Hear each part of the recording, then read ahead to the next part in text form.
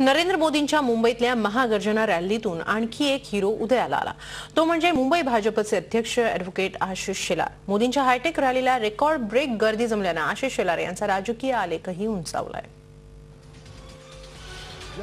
नरेंद्र मोदींच्या महागर्जना रॅलीसाठी वांद्र्याच्या बीकेसी मैदानावर उसळलेली गर्दी, रॅलीचं भव्य दिव्य आणि शिस्तबद्ध आयोजन, महाराष्ट्राच्या कानाकोपऱ्यातून आलेल्या भाजप कार्यकर्त्यांची उत्तम सोय आणि भारतीय जनता पक्षाच्या खजिन्यात तब्बल 25 कोटी रुपयांची भर।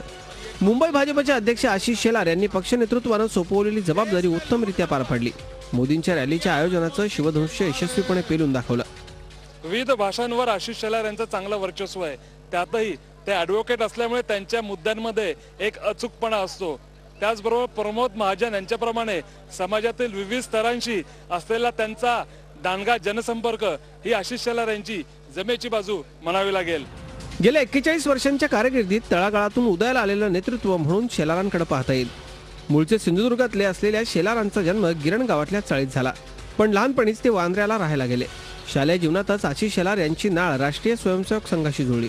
अखिल भारतीय विद्यार्थी परिषदेच्या माध्यमातून विद्यार्थी आणि युवकांशी निगडीत प्रश्नांना त्यांनी हात घातला।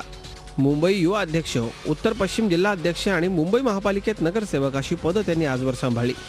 मुंबई महापालिकेत ते भाजपचे गटनेते होते।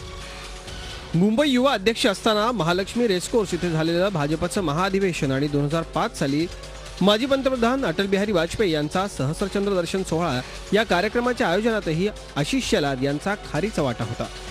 आशिष शेलार हे भाजपमधील नितीन गडकरी गटाचे असले तरी पक्षातल्या सगळ्याच नेत्यांशी त्यांचे संबंध जवळचे आहेत। केवळ पक्षातच नाही तर पक्षाबाहेरही त्यांचे सौहार्दपूर्ण राजकीय संबंध आहेत। मनसे अध्यक्ष राज ठाकरे यांच्याशी त्यांचा चांगला स्नेह आहे, इतका की गेल्या विधानसभा निवडणुकीत वांद्रे पश्चिम मतदारसंघातून जेव्हा शेलार भाजपचे उमेदवार म्हणून उभे राहिले तेव्हा मनसेनं त्यांच्या विरोधात उमेदवारच दिला नाही। दुर्दैवानं ते निवडणूक हारले, पण गेल्या वर्षी विधान परिषदेच्या निवडणुकीत ते बिनविरोध निवडून आले। आमदारकीचा टिळा त्यांच्या कपाळी लागला, तो सर्व पक्षांच्या नेत्यांसोबत असलेल्या चांगल्या संबंधांमुळे।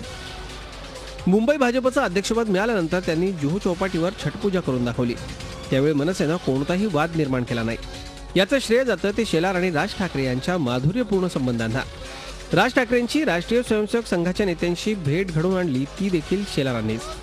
भाजपचे नेते असोत, कार्यकर्ते असोत, उद्योजक किंवा व्यापारी अथवा सामान्य माणूस असो, सगळ्यांनाच सहज उपलब्ध होणारा नेता म्हणजे आशिष शेलार।